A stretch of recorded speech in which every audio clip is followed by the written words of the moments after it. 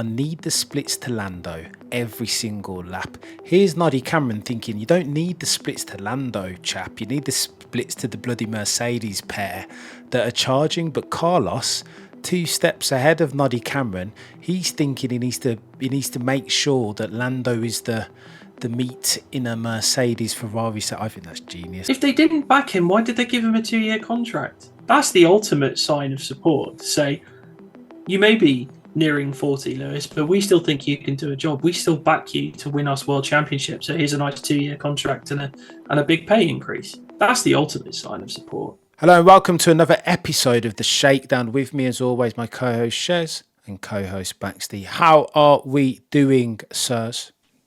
Good, good, mate. Singapore Grand Prix was all right, wasn't it? It's a bit. It was a bit tasty. I enjoyed that, man. It felt like a window into what F1 can be if it fulfills all its potential. Competition for the top steps, but I digress. Chaps, how did you enjoy it? Baxy, talk to me first. How did you enjoy the Grand Prix? I loved it. I mean, take Red Bull out of the race, and all of a sudden you've got a 4-way fight for the lead going into the last lap. I mean, unbelievable. And it just goes to show that the core concept behind the new regs, it works to an extent. It's just unfortunately we've got one team that have nailed it. So refreshing to see a new winner, to see a different team win this year. And it wasn't just the fact that it was close racing. It was genius tactical racing as well, which I'm sure we'll get into. But amazing race of the year, and I don't think it will be topped. 100%. Shez, talk to me, brother. I'm guessing you were dialed in attentively during. Yeah. I mean, how can I top what Baxty just said? It was that for me, that was the best race of the season. I was literally on the edge of my seat, and to not know how it was all going to pan out, even on the last lap. I mean, I think that's what F1 want. You know, no dodgy safety cars or anything like that in the way. It was perfect. And you know what I loved most about it is the fact that we got to see a race that displayed all of the best qualities of all of the characters that were in the race for the win. And it just couldn't have been scripted any better. It was just beautiful to watch. Really good fun. I don't disagree. So as the first port of call, can we talk about Carlos Sainz Jr., our race winner? Because I feel like that dude, I will open an honest full declaration. I feel like I've disrespected that fella a few too many times over the past couple of months. I didn't think he had that stuff in him. And again, I've said on numerous occasions that he's very attentive. He's got that strategic race in mind that the likes of a Fernando Alonso have put to good use for years now. But I just didn't think he had the pace to hold off, to beat in qualifying and hold off during the race a teammate like Charles Leclerc. Baxty, is Carlos Sainz asserting himself now as the pole sitter within that Scuderia Ferrari team? I think this year, certainly. He's been much better than Charles. He's something like 20 points ahead of Charles now in the championship as well. I mean, he is the number one driver. He's proved me wrong in the last 2 races. Again, I'm like you, Cam. I've been very critical of him. I said earlier this year that he's been the man of tomorrow for years and is now not showing it, but he is now. Brilliant drive at Monza, and I think this was by far and away the best drive of his career. He was superb. Everything from management, tactics. Yeah, he saw the Mercedes strategy. He saw what their game plan was, and he had a plan for it. Stunning drive. Don't hate it. Baxty's 19 points ahead of the Monegasque as we talk. Shez, talk to me about Carlos Sainz. What impressed you most about that drive from the Spaniard? Yeah, there are a couple of things actually. The first was the fact that he was able to execute a game plan as effectively as he did. There was a minimum lap time that he needed to get to. He managed to hit that lap time, lap after lap after lap, despite what was going on behind him, and keep just enough of a gap to what was potentially a faster car over a race stint behind him for the entire race.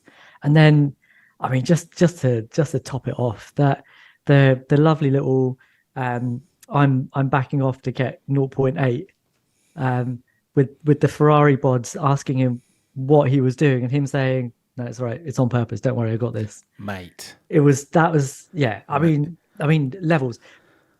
All I would say though is that I think Carlos performing at the level that he is performing at the moment creates a few problems for Ferrari, like big problems that I think we probably need to get into a little bit, but I can hold fire for a sec.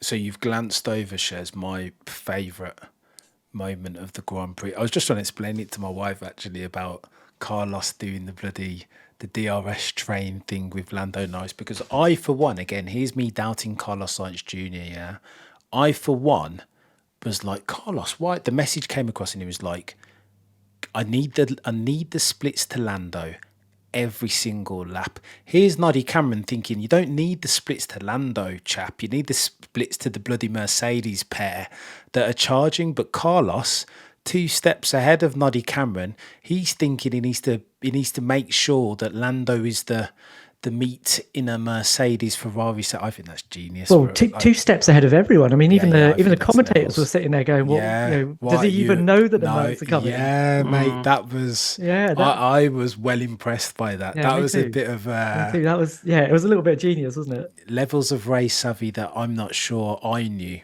that even Carlos Sainz Jr. was capable of. That was my favourite moment. Very clever. Very clever. Let me ask you a different question though, lads. And again, this is coming from somebody who had more than a couple of quid on a monegasque called Charles Leclerc. Did Ferrari... You know, in life, sometimes you can do things wrong and then turn out right. Did Ferrari yet and still, even though they secured top step of the podium, did they get their process wrong? Should they have effected team orders and let Charles Leclerc go early in that race on the softer compound tyre? Baxty, I'll ask you that question first. No, because I don't think that was part of the plan. If you listen to what Charles said after the race, the plan was for him to get ahead of George Russell, which is why I think they put him on the softs. And then he said that he was working for Carlos. I think they felt that with the pace that Carlos had, he was the better bet. And you could tell quite early on that basically Charles was going to be sacrificed in order to give Carlos the win. Or at least make him the best bet for the win. I don't think Ferrari made a mistake. I think they played it perfectly. I think they controlled that race just so meticulously that yes, okay, they had the fast charging Mercedes-Benz cars, but I think Carlos had it under control. And okay, look, Charles got a bit screwed over with the pit stop, but that's what happens in safety car pit stop windows. It's just sometimes you're going to miss out. Shez, talk to me. Right call, because I think Ferrari were quite lucky there with the order of the Mercedes and a couple I think they were very fortunate there, and had another couple of teams on the grid been on their P's and Q's and not made any missteps, I think that they could have been made to pay for those not process errors, but process inefficiencies not affecting team orders. Yes. I mean, it was a high risk strategy, right? But I think that wasn't gonna. I don't think that was gonna work if they allowed Charles to head off into the distance past Carlos up until the point of the first safety car. There was always that risk that actually George was going to put on a spurt and get past him. So I think actually that was the right thing to do. What made it a little bit unsatisfactory was the fact that at the first safety car, Charles had dropped back so far. He'd obviously done that a little bit on purpose to try and hold up everybody behind him, but it then meant that he was late getting serviced at the double stack. Had to then wait for Lewis, who then jumped, who ended up jumping him alongside Lando jumping him as well. That I don't think was intentional. That was that was them over egging the cake a little bit. And if they hadn't done that, then they may well have. I think a 1-2 might have been tricky given the way that Charles' tyres looked towards the end of the race. But certainly he would have finished a bit higher up, I would have thought. So that side of things was a bit unsatisfactory. Interesting. So, go on, Baxty. I was just going to say, I think if Ferrari did make a strategic mistake, is that they could have called Charles in at the VSC later on, like Mercedes did, because it could have. I know it could have covered them off, and it would have forced them to bring one of the Mercedes drivers in rather than both. I suspect maybe they would have left Lewis out, I suspect, and let George go and get the fresher tyres. But I thought the play was the other way, Baxty. Charles was Yeah, me too. annoyed that he didn't that they didn't come in on that BSC. I remember the radio. Oh yeah, he was prompting him, wasn't he? Okay, let's talk about Charles Leclerc very quickly before we move on to our favourite subject topic, being Mercedes. Are we seeing? So I'll group them up. I'm looking at Charles and I'm looking at Lewis, and the body language that I'm getting from the two of them is very different from the same time last year, particularly Lewis. But we will come on to the 7-time champion. That Charles is like having to. Charles a racer. This is why you like him so much, right, Shez? The heir apparent to the Gilles Villeneuve pure racer crown. He's pure. I'll ask the question this way to you, Shez. Are Ferrari now at risk of? What do I want to say? I don't want to say it. Lost for words here, lads. This is techie, you know. Are Ferrari at risk of dimming Charles Leclerc's light in dealing with him this way? Yeah, but it's not all Ferrari's doing. I think there's something intrinsic in the way that Leclerc goes racing that means that in the right circumstances, this is exactly what can happen. We talked about this yesterday in a space that Baxty put up. I thought it was a really interesting comment that before the summer break, Ferrari were talking about developing their car towards being a bit easier for the drivers to get to be at ease with, and that was something that Carlos had been advocating. And my contention is that by doing that, you're moving the car development further towards Carlos, who, with the best will in the world, is not the quicker driver of that pair. But you're seeing that play out in terms of the qualifying results and in really big fashion over the Singapore Grand Prix weekend. And I think this is what happens when you have a quicker driver, but the car is developed towards the not quicker driver. And I made the comment that actually what you want is to have the quicker driver forceful enough to be able to to guide the development towards what they want, because that will make the car ultimately faster and give it a better ceiling, a higher ceiling of potential. And there is a team on the grid that has that. That guy is Max Verstappen. He is the quicker driver of the pair, and he's forceful enough to push the development towards what he needs because he's able to drive it. And the way that I would look at it is that the engineers are going to say, okay, what's the quickest way to develop our car? Okay, can you handle it? Yes, I can handle it. So let's keep developing it that way because that's just going to be faster. But in the Carlos and Charles equation, Carlos is forceful enough to say, actually, no, I'm not comfortable with this. And the Ferrari engineers are saying, okay, fine, well, our slower driver can't handle the car the way that we're developing it. So let's develop it towards him. He wins a race or two. It looks really good, but the ultimate potential of that car, I think, is hampered, and it makes Charles not look as good. So it's on both sides. It really isn't. It's not just Charles being not forceful enough. It's Ferrari not recognizing which way I think they need to develop that car. Holy smoke, bruv. Made me feel sad that. And to be fair to Charles, he kind of, similarly to Lewis, right, he admitted post-race that, or post-qualifying at least, that he made a mistake, that he felt quite clearly that qualifying in P1 was well within his capabilities, but he made a mistake. His sector 3 wasn't the best. I feel like it was on up until sector 3, and Carlos outperformed, and Charles didn't perform up to his ability in that sector. But it's techie, man. I don't want to see Charles Leclerc's talents go to waste, you know. And I'm not saying that we're seeing that at the moment, but it feels a bit, you know what I mean? You know But what it's I mean, always... Baxty? Sorry, no, yeah, go on.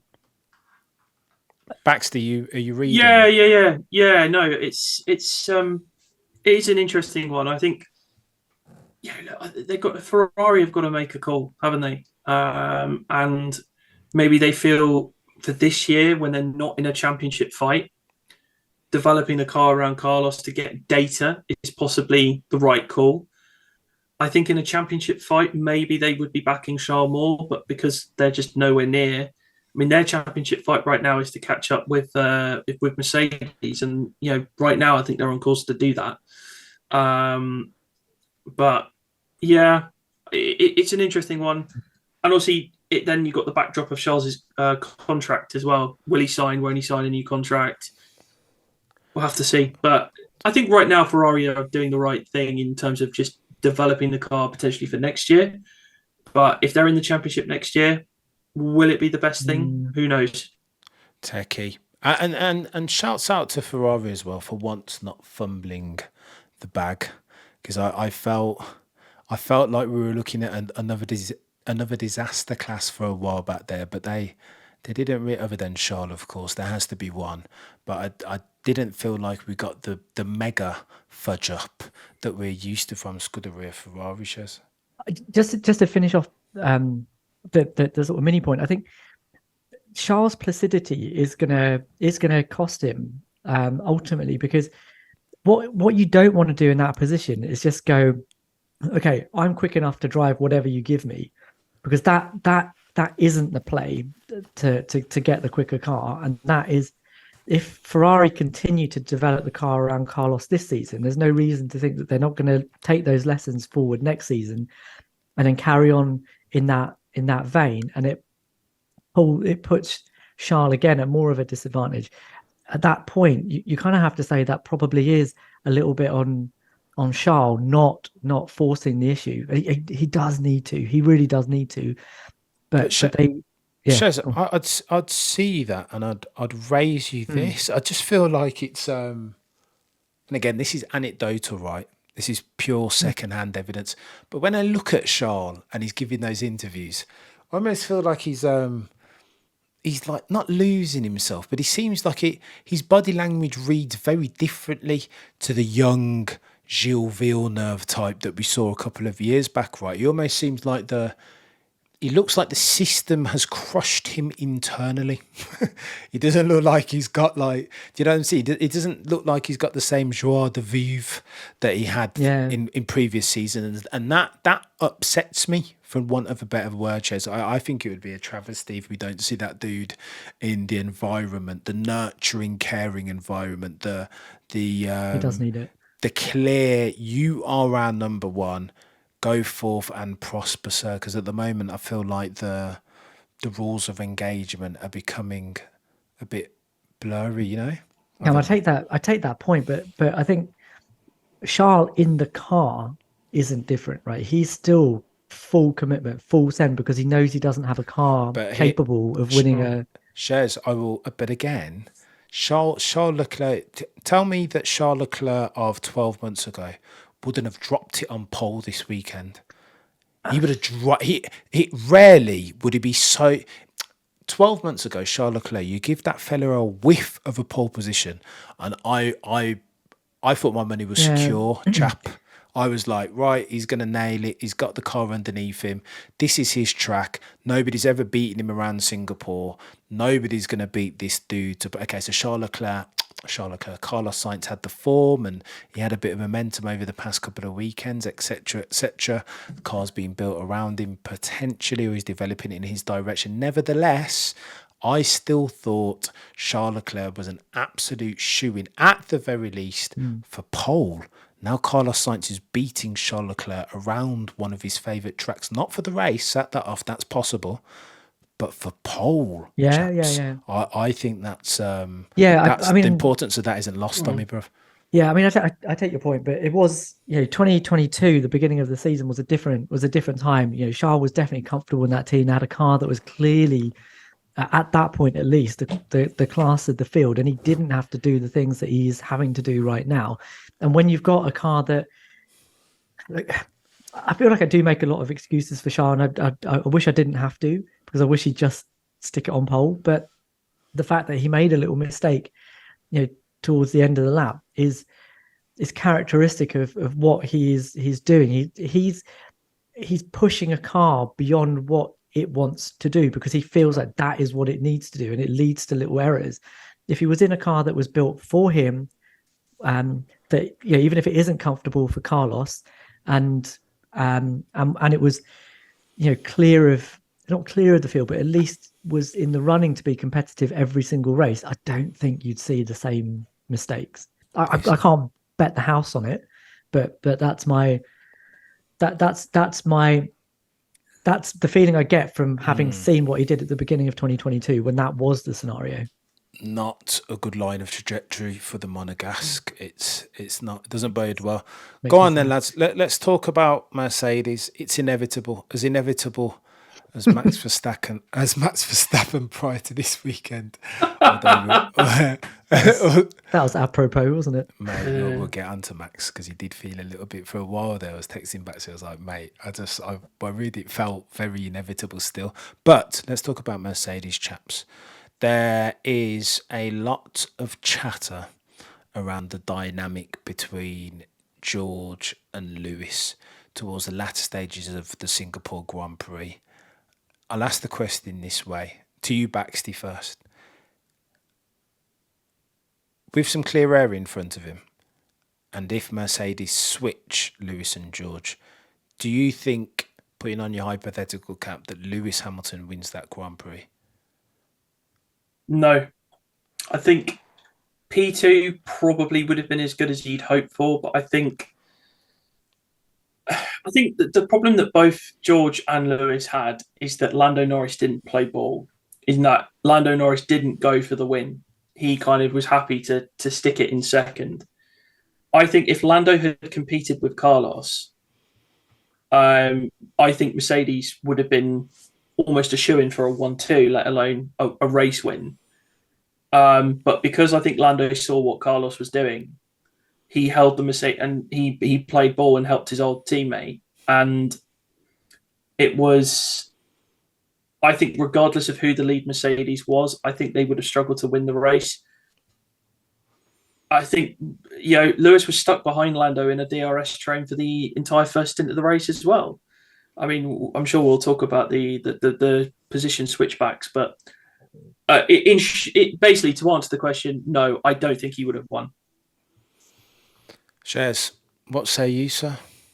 Yeah, the same. I think they didn't have the delta when both cars had DRS. So if Carlos continues to play the game that he was playing and allows Lando to have DRS, even with DRS on the car in front, I don't think the Mercs had enough of a gap in hand to get past. I think George had a good run,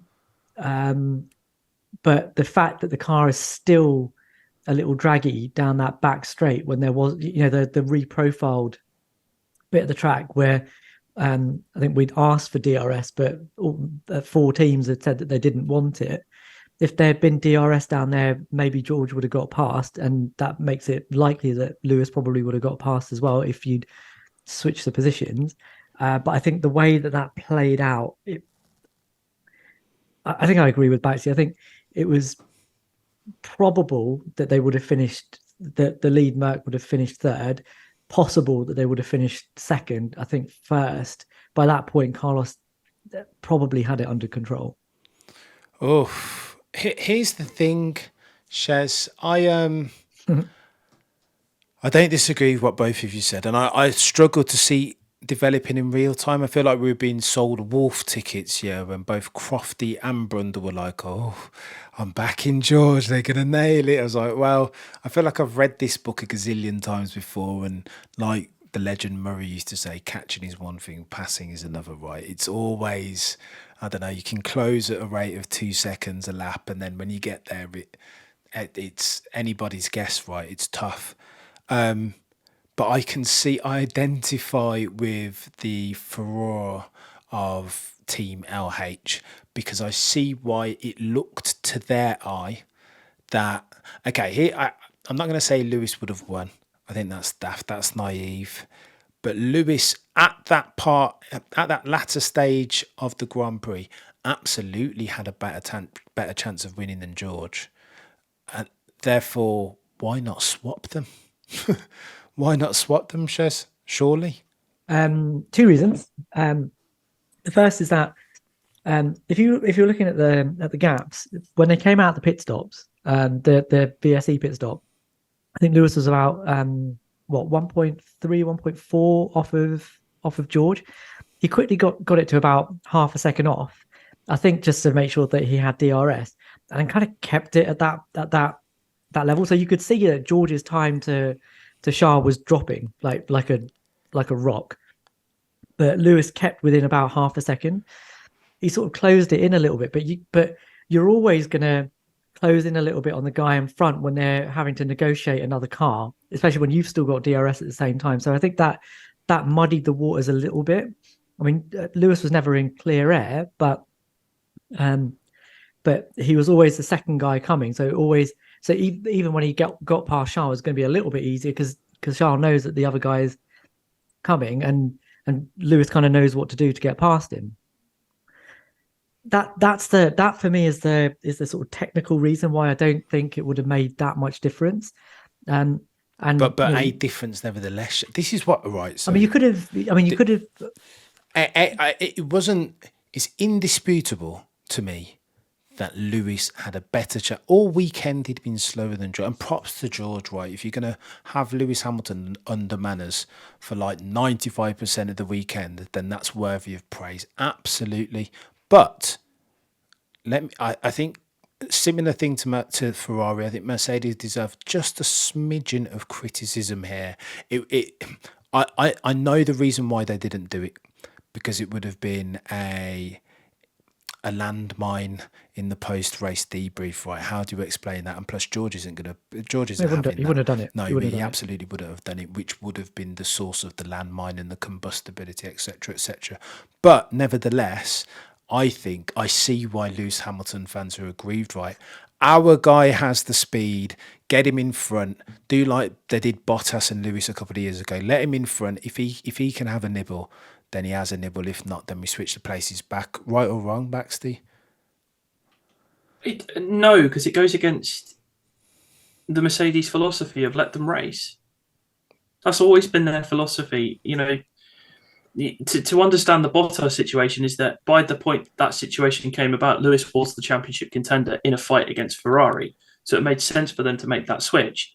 They're not in that situation right now. They're battling for a race win. And George was the lead driver. So in their eyes, they were right, George is going to have first crack at it. You know, and if they'd had a few more laps, I think they would have made the call, but there just weren't enough laps left for them to make that decision. Yeah. So that for me is like, you know, it's Mercedes 101. You let them race. If there's a championship on the line, then they establish who the number one driver is, and then they back them. Now, last year, that would have been George. This year, very clearly Lewis. Lewis is actually not that far behind Checo Perez in the driver's standings. So, yeah. So, Baxter, herein lies the problem with circling back around to my bugbear that I talk about every single week on this podcast. Right? I know that Toto and Lewis in particular are more about how they win than the winning itself. But I can't get down with that, Baxter. I want, especially after I feel like I'm dying of thirst in the desert as a Mercedes fan, just to see Lewis or George on the top step of the podium. It's been a while now, and I haven't had any victory water. So why not? No, you're not having it, Shez. Why not prioritize? Why not do a Red Bull and prioritize victory and put all your eggs in the victory basket and do everything within your power to make it happen just this once? just this once, and then afterwards you can get, because you're not going to get another sniff of it. This was like the one chance he had. Red Bull are going to come back in Suzuka and start to nail everybody potentially. We'll get to that in a couple of minutes. But this is your one opportunity. Optimize for it, Baxty, at all cost, right? It's a victory. Yeah, but George was just as capable of winning that race. I think this is something that's been really annoying me today in reaction. Is that there seems to be this attitude amongst Team LH where it's like, well, Lewis was quicker. Lewis is the number one driver. It's like, no, Lewis is not the number one driver. That's not how Mercedes works. George was the number one driver on the road. He looked for all the world that he could win that race. So he was the one that was going to get the crack. The team is called Mercedes AMG Petronas. It's not called Lewis Hamilton Racing Team. It's just because he's Lewis doesn't mean he has a God-given right to be the number one driver in the team, in a team where the philosophy is let them race. George was the number one driver this weekend. Other weekends, it's been Lewis. But I disagree fundamentally with this Lewis has to be the number one. No, George was the number one. Baxley, I don't disagree with you, bro. I'm absolutely right there with you. But in this instance, with agile thinking and the ability to read a situation, circumstance, and maximize for your probability in that instance of getting that top step of the podium. If I'm looking at, okay, so here's what I know Red Bull do.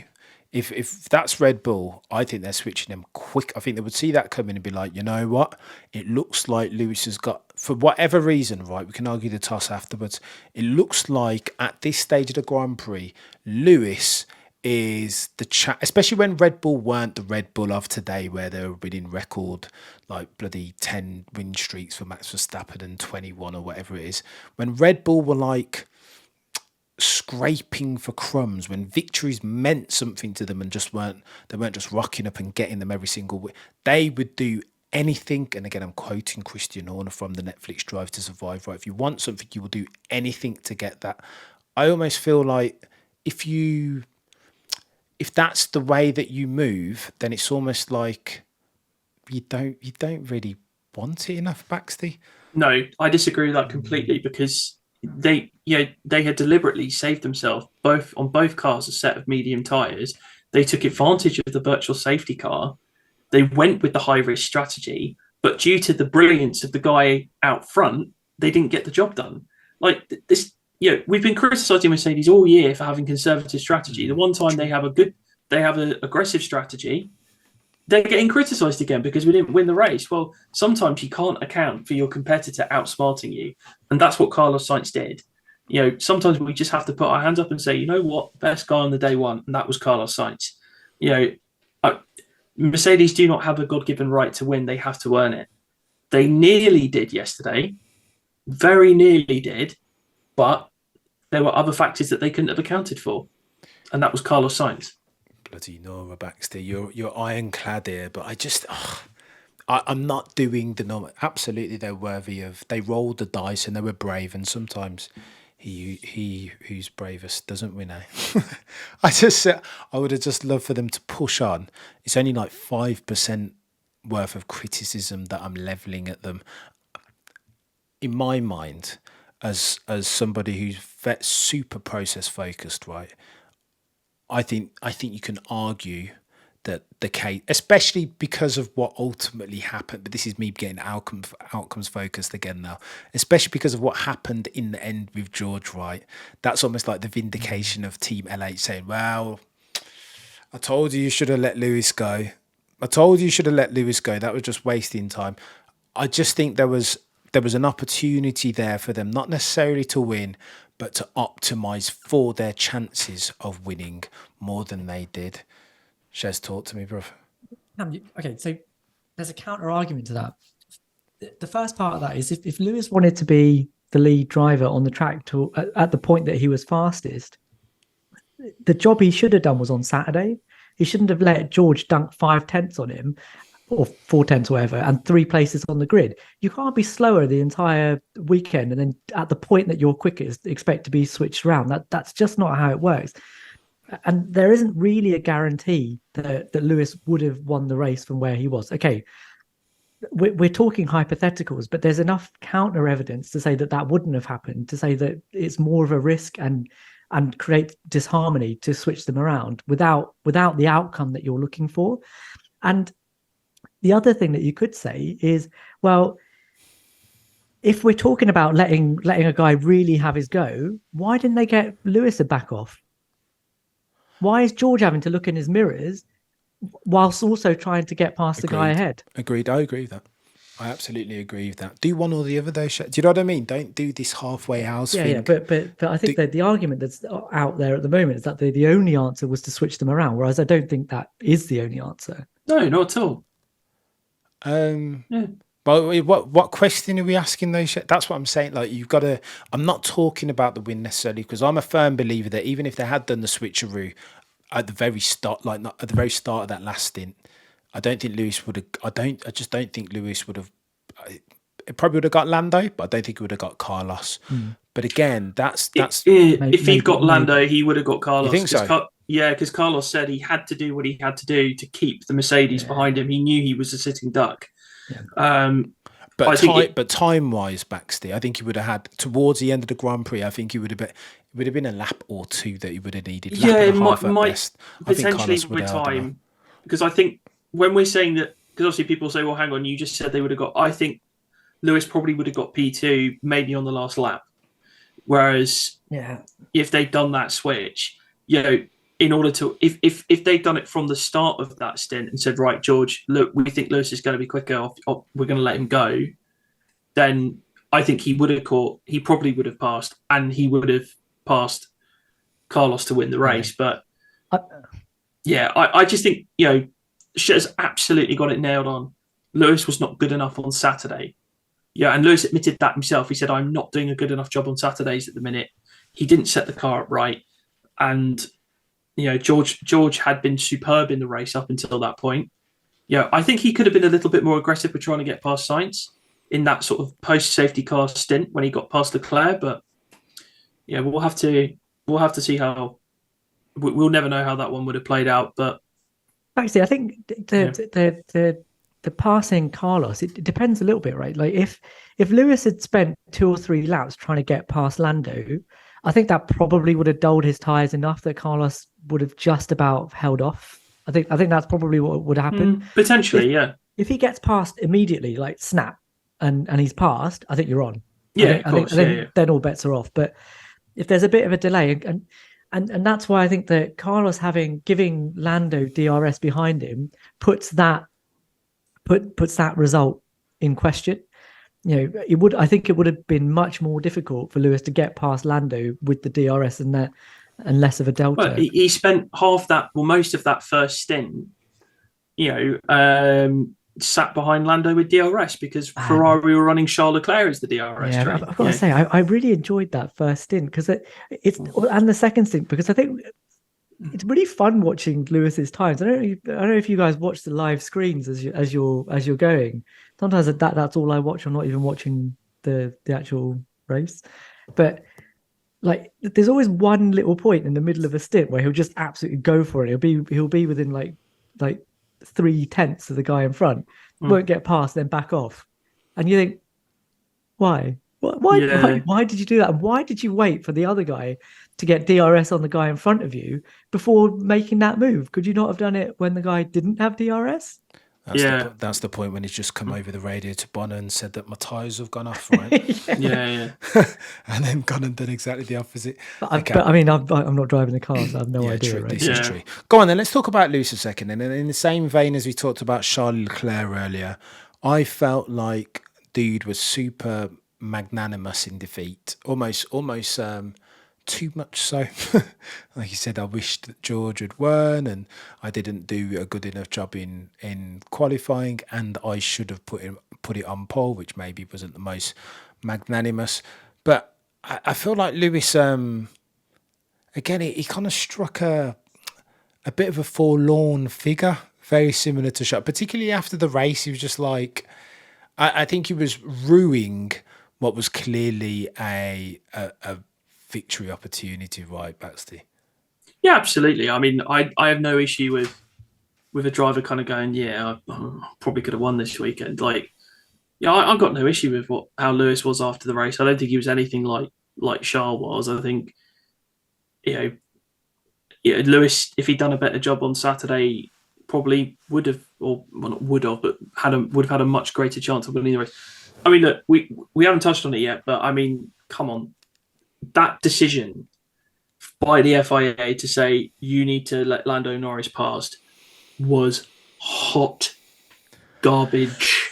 Hot garbage. Like he was so far in front of Lando, and the only reason he took the escape road was to not hit his teammate, which is like rule 1 of Formula One: do not hit your teammate. Yeah, okay, you had to give the place back to George. Fine, that's fine, because he did pass him off track. But Lando, he was ahead of him. Oh, like, and I think that did affect his race, because it could have meant that Lewis could have had a nibble at George, and then potentially gone after the Ferraris for sure. But because he was stuck behind Lando in a DRS train. It is the thing, Baxty, and we talked about this before. I just think initially when I watched that, I was like, you know what? I thought it was fair. It wasn't fair. It was marginal. But here's why I think Lando, at the very least, had a case. When I heard Lando over there, Lando's words were something to the effect of he committed to that. And Lewis did definitely commit to that, which makes me think there was an advantage gained. An advantage only in the fact that Lando had Lewis done everything in his power to stay on track, whether that meant backing out or if that was a ward there rather than a runoff area, Lewis would have had to back out right and Lando would have nailed him. And I think that's the point. That's the case that I'm making for Lando here. Like you can't run off there. It's very similar to Abu Dhabi 21, right? You can't run off there and gain an advantage. That's the rule. Yeah. And in those terms, Lewis gained an advantage on Lando Norris. If there had been a wall there, Shez, if there had been a wall there, Lewis would have had. There wasn't, but if there had been a wall there, Lewis would have had to back out and would have, at the very least, been very susceptible to Lando Norris on the ensuing sections. True or false? But the rules of engagement there are that you have to go to the right of the bollard at the end of the runoff area, which is what he did. And the unwritten rule, I had to go back to this because this is, I mentioned this before, but this is what Alonso did in Sochi 2021, right? He practiced it before he did it in the race, but he basically said, right, I'm just going to commit to the runoff area. And if I'm in front of you, before I go into the runoff area, even if it's because I basically didn't brake for the corner, I don't need to come out behind you when I go through the runoff area. And the stewards said, fine. So I'm just looking back at what happened there. He started off, the only driver he was behind when he went into that corner was George Russell. So he did gain an advantage over George going through the runoff area. This is in 2021. So Alonso went to the left of the bollard at turn 1 in Russia and slotted in behind George Russell, but he'd made 2 places on the guys behind him, which is exactly what Lewis did here. So he could have used precedent to say, well, I went into the corner ahead of Norris. Yeah, fine, I committed, but I did what you told me to do, and I went to the right of the bollard. So actually, I don't have to give the place back. And actually, they gave the place back. Mercedes asked Lewis to give the place back to avoid a steward's investigation. So we actually don't know what the outcome of that would have been. Well, we kind of do.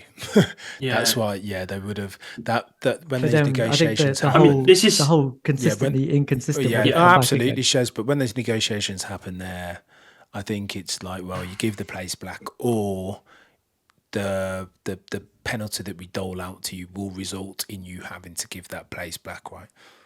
Yeah. So I've got a couple of things to say. I mean, first of all, just kind of preempting some comments here. There was the incident with Perez after the safety car restart, where Lewis passed Perez. It did look like he passed him off track. All 4 wheels were off. He probably did get away with one there. Though you could make the argument that maybe Perez pushed him off. It's a bit, I mean, considering what Perez did in that race with taking 2 cars out, I'm sure we'll cook Perez later. But the other thing, the other thing that, I think is important to note at this point is that the FIA gave a very clear instruction to Mercedes. We said, we have determined that you need to give the place back. And it was either, right, we'll give you a 5-second penalty or you give the place back. They had to, and with the tactics that were going on with Ferrari, a 5-second penalty would have ruined Lewis's race, ruined it. So they made the right choice. I saw so much criticism of the team, of Toto Wolff, even though it's not him that does this, it's Ron Meadows who does this negotiation with the stewards. But basically saying they didn't defend Lewis, this kind of tried and tested, line that people like to criticize Toto with. Mercedes had to make a call in the heat of battle. They made that call.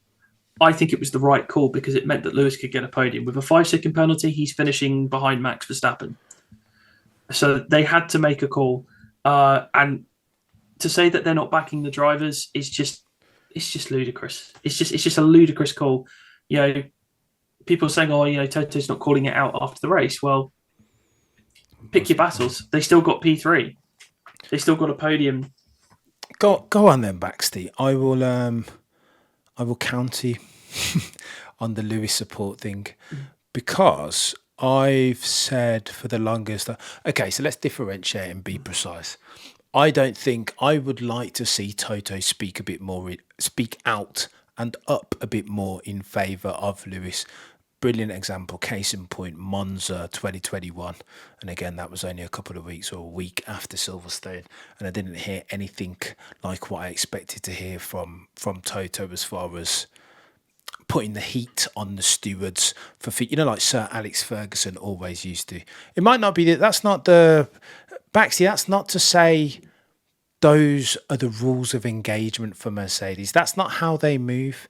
But I understand the frustration when sports fans around the world are used to their managers getting it like sledging and, do you know what I mean? Like maximising for every opportunity to get at the referee and like foster up everything right. Because all of these high level sports are ultimately games of inches and they can be won on a toss of a coin or a dodgy decision in the final race, as an example. So all of these things, whilst we don't see the mechanics of them going on in the background, they do matter.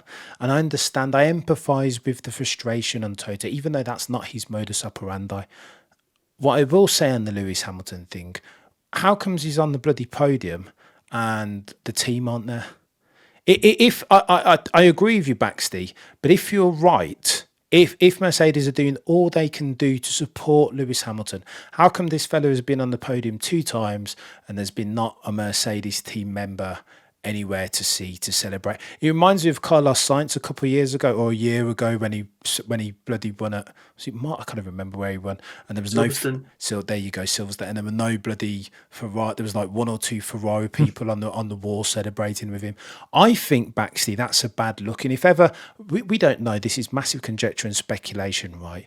But if you were connecting the hypothetical dots, it looks like ostensibly from the outside, it does look like Lewis. I mean, at this point, Lewis needs support, right?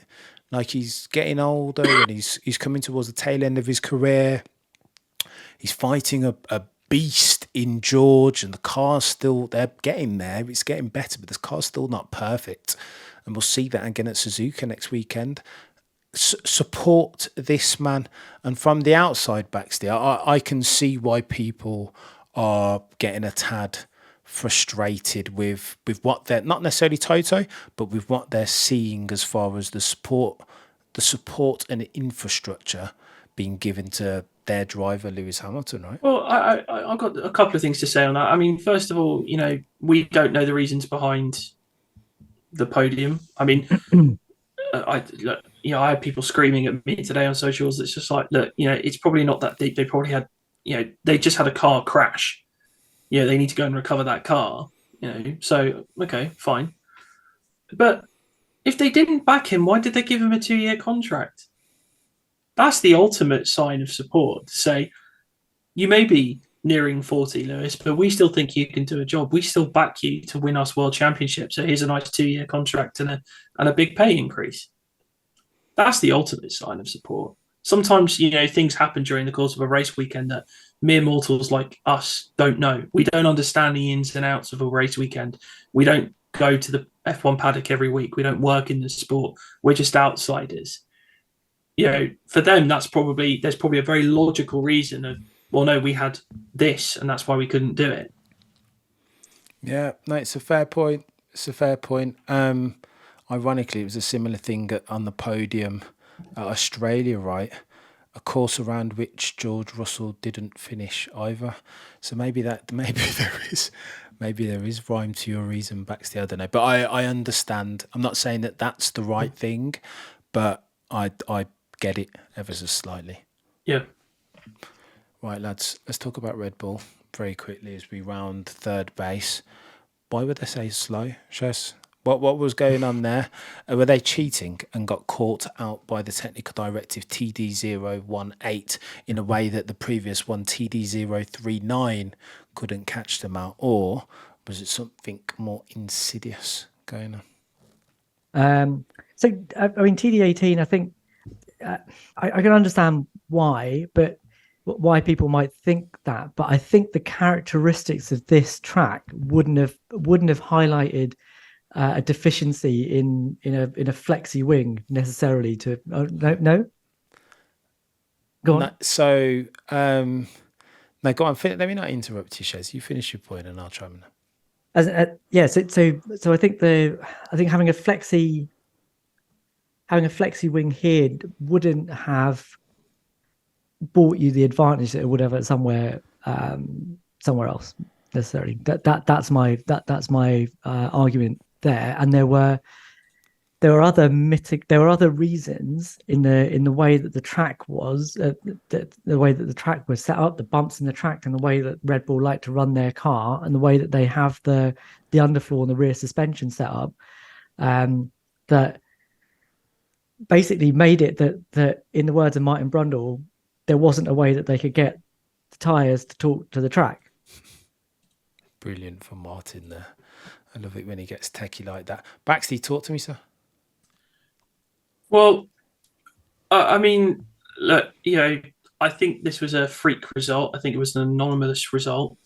This smacked of Mercedes 2015 at this very same track where, for some reason, their car didn't work.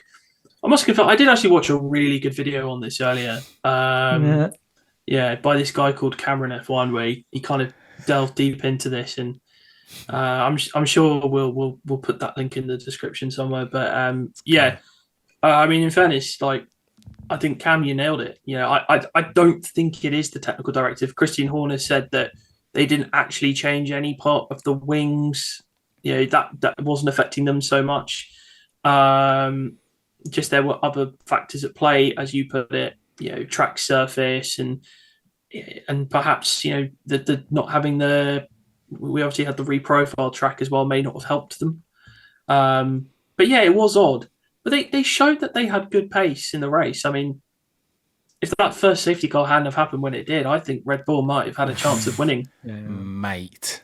But the safety car completely screwed them over. Yeah. No, I'd agree with that. It's an interesting one, right? And this is one of those things. And again, it's funny that we've just finished talking about Mercedes and connecting dots that shouldn't be connected. When you're looking at Red Bull, it's really hard not to look at it and say, wait, hold on. They've won all the races thus far this season. And the one race where the FIA institute this technical directive, now all of a sudden they're a car that's one of the most dominant that we've ever seen. Can't even get into Q3 in the hands of Max Verstappen. What? Gets out qualified by Liam Lawson in that AlphaTauri. Unbelievable. Unbelievable. When I saw it, I was like, what? I had to rub my eyes. Surely then it must be the technical directive, the masses say. But I think it's a bit more complicated than that. There are other things. They screwed up the ride height. Adrian Newey came out to my guy Peter Windsor and said that they messed up the ride height, just as they did in Brazil 2020. Yeah. 2022. 2022. Yeah, it was 22. Yeah, which led Mercedes up the garden path, of course. But so the ride height was a bit dodgy. The simulation was a bit dodgy. There were changes to the track. They'd resurfaced the portion. So in essence, Red Bull bought a car that had a softer suspension than required, and the surface is a bit grippier, and obviously you've got the humidity and the temperatures and a track that evolves very rapidly from morning to afternoon session, and they hadn't accounted for that in their setups, which is still a bit weird. But again, I've always had the feeling, unconfirmed by Red Bull insiders, that car, although brilliant, is quite sensitive to its pre-race setup, right? If you're just like not quite Mercedes W14 levels, but as with any F1 car, if you get the ride height wrong ever so slightly, even if you have a god tier car like the RB19, then all of a sudden it's just not as fast, right? And especially at a track like Singapore that's bumpy, resurfaced, the track evolution is crazy. We saw it in qualifying. Was it qualifying where they were just Q1 was just like towards the end, everybody was just killing it right at the end, eh? But there's an interesting sort of quality about the Red Bull, right? Because the idea in the ground effects here is that you do want to be able to run the car as low as you possibly can, but that's the sort of rainbow that Mercedes were chasing, that they just ran the car low without actually thinking about what that means in the real world. And what Newey has done, and it is Newey because it's from what I understand, he personally designed the suspension on this car, knowing that he'd need to make it a nice long travel supple suspension to allow the car to maintain the platform it needs and allow it to run as low as possible. But at a circuit like Marina Bay, they couldn't run it that low. And from what I understand, from what Mark Hughes has written, is that it was less to do with the fact that they couldn't run the car low. It was more the fact that if they did run it that low, they'd wear the plank out. So they had to run it a bit higher. That then puts them in the same window as every other car on the grid that have to run their car that high all the time anyway. Otherwise, they can't get any performance out of it. But they have been developing their cars the entire season to run at a slightly higher ride height because that's all they can do. And Red Bull just haven't. But it is ominous to hear what Max was saying over the weekend, that he said that they knew going into this weekend on the sim that there was going to be a massive drop-off in performance. But he said that they then went to Japan on the sim and they were awesome again. It was awesome to drive as soon as they left Singapore, but we had this massive dip. So for that to be predicted before, for that to be the case, given that this new technical directive has come out, I think it's unlikely that the technical directive is what caused what we saw at Singapore. And as I say, it will, and I think we've all said this, that we'll probably know better in Japan whether or not that particular technical directive is going to have an effect on Red Bull's performance going forward across the rest of the season. 100%, bro. Suzuka will be will give us all the definitive answers that we require. It's going to be interesting. Let's talk to me about Max Verstappen very quickly, because after I dropped that video, there was a really interesting comment. That was Max Verstappen's drive of the season, the comment said. Baxty, to that you respond how, sir? Depends what you call a good drive. I mean, yeah, he drove well. I mean, that car is still fundamentally better than every car on the grid. I think maybe this weekend the Ferrari and the Mercedes and the McLaren were better because they set it up. But yeah, if you looked at who he was passing, I think the only one of those that he did pass was Oscar Piastri, because obviously Oscar unfortunately got caught up in the Lance Stroll incident, which meant he qualified a lot further down. But was it his best drive? Possibly. I can't. It's hard to tell because for the last 10 races, he's just been so far ahead of everyone else. Miami is the one that jumps out. Yeah, Miami. I think Zandvoort for me. Zandvoort was nuts as well. Miami and Zandvoort for me, probably better. Yeah. He's had a couple, hasn't he? Mm. You know, there's definitely a reason why this cannot be his best drive. Right? Go on. Safety car restart. Let's go on. Safety car restart. He fell victim to the law of Cameron's slow left-hander. Yeah, right. Because all Carlos had to do was drop it into the penultimate corner, which was a slow left-hander, and Max didn't know which way you went. Bloody That Nora. was his chance. Mate, the rule of the slow left hand, I'm telling you. What I will say, it was sweet seeing Max get passed on track. I know there were circumstances surrounding it, but just to see a Red Bull getting overtaken, it's like, oh, it can happen, and it's not Sergio Perez. Bro, He wasn't particularly like petty about it either. Like, no, he can take his I think Max is all right, man. Like when he knows that I think Max's issue is when he thinks that he should be winning and he's not. That's when he just loses it. Right? Saudi Arabia. Yeah. This is an injustice, is what comes to Max's head. But who does that remind you of? Whereas this race was just. Yeah, he was like, it's a write-off. Yeah. It is an absolute write-off. Who does that sound like? Mate, go on, enlighten me. It sounds like a fairly rapid Brazilian from the 80s. Oh wow! You know what, bruv? Tell me I'm wrong. This is I heard. Let me tell you this before we get into Liam Lawson very quickly. I was going to talk about Aston Martin and Checo Perez, but we'd be here another 10 hours, chaps. I was listening. I think I was listening to a Max Verstappen interview in the background. I don't even know what he was talking about, and I thought he was Senna. His voice, yes, his voice. If you catch Max Verstappen at the right time, his voice sounds a lot like the pitch of his voice and the intonation of his kind of like non-native English, a lot like Senna. Now that I've told you that, you will be unable to unhear it. Check it out. Let's talk about Liam Lawson very quickly, lads. Is this dude the second coming? Should he be? Is he all but guaranteed a seat in F1 next year, Shez? I look at Baxty shaking his head. Sounds like he's probably not, right? Oh, mate, his problem is that his sample size is going to be too small. He played a blinder here. Singapore is not an easy track to race at, and he did very well, qualified really well, raced really well, gave Max a bit of a hard time. Yeah, it was great. It was a great drive, but given that he's been drafted in as a replacement for the big money guy, I think they're going to feel like they need to give Daniel Ricciardo a few more races before they give Liam Lawson the big drive. That's not to say that if Ricciardo doesn't perform over the first few races of 2024 or really underperforms at the end of this season, that won't change, and they don't just sack him off and put Liam in the car. But I think at the moment that's probably not what they are thinking. And I think there's also a little bit of the fact that although he's been good, and this was a statement drive from him, like hand on heart, can we say that he's blown you out of the water? That every race, such a Debbie Downer, Shez. How dare I'm not being a Debbie Downer because by Nick De Vries hype. That's what. I was never burned by him. I told you at the beginning of this season that I didn't think he was going to amount to very much. But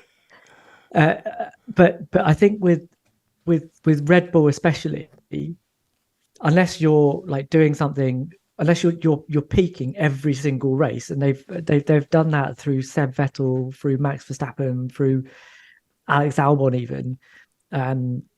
It's really hard to gain a drive with them for any kind of permanence, and I just don't think he's. I mean, you guys correct me if you think I'm being wrong, but I don't think he's done anything that's absolutely blown me out of the way that makes me think I have to watch this guy every single race. But I don't think he's had tenure sufficient.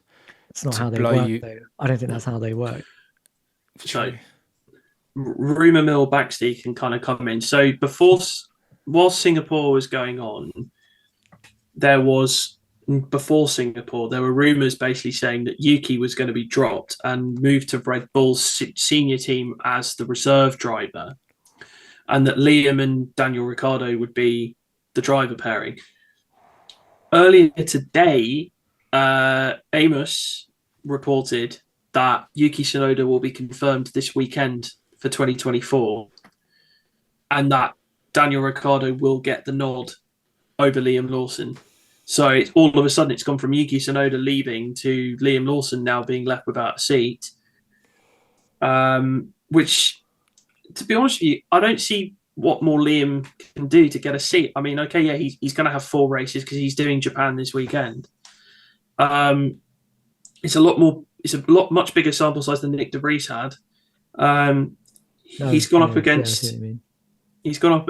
a much more experienced teammate in Yuki, who, let's be honest, Yuki's been superb this season. He's been getting that when AlphaTauri were crap before they brought these upgrades to the car. He was regularly nearly in the points or in the points, lower end of the points. So it would have been harsh to get rid of Yuki. Honestly, and I say this as a Daniel Ricciardo guy, I think you've got to go for Liam Lawson over Daniel Ricciardo. Because I think, look, we know Danny is, dare I say he's past it? I don't know. But Liam Lawson has proved he should be in Formula One. Realistically, he probably should have got the drive last year over Nick de Vries. They gave it to de Vries, and now he's come in. He's done a stellar job. I think he's worthy of the shot. Maybe Williams might sniff and dump Logan Sargent. I don't know, but we'll see. That's going to happen. Can I shoot one back at you? Go on. Look, the Red Bull raison d'etre is to basically find winners, right? That's the whole point of the Red Bull junior driver program. And I've heard some stuff, like I think Damon Hill, maybe it was Damon that had said that Liam Lawson's the real deal. He's an absolute superstar. But if you had a choice between, say, Liam Lawson and Oscar Piastri, who would you have in your car? Oh well, that's a non-question, right? Oscar, and I think that's how Red Bull look at these signings. Like if Liam was doing stuff, the kind of thing that Oscar has been doing in the McLaren. Now I understand that Oscar's had a much bigger sample set and a car that's much more competitive. I take your point, but Red Bull will argue, actually, is he going to win a championship? We don't think that there's enough evidence to say that.